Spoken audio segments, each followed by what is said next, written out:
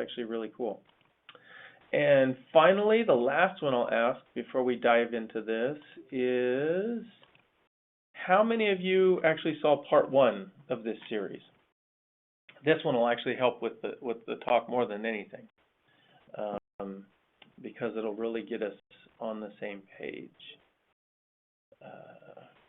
Cool, that was quick. So it looks like the majority of people did actually see the first talk, which is great. I'm glad to have you all back. This should be a lot of fun. But there are some that haven't, so I'll be sure to go over some of that information as well as we go through. Okay, cool. Welcome again. This is part 2 of a talk. Part 1 was a very high-level and conceptual view of the zSpace platform and how you interact with it.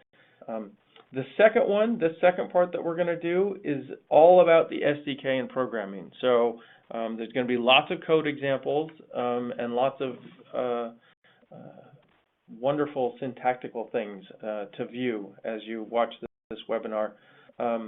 So if you love code, you'll like this. If you don't like code, sorry, it'll be fun anyway.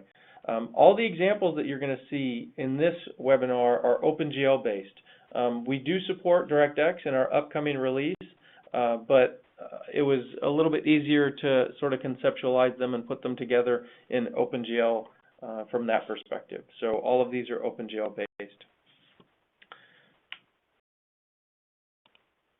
If you look at what we're going to talk about in the talk, it's actually very similar to the previous talk in terms of the subjects that we cover. We'll do a quick review of the system to discuss the pieces of the system. We'll look at the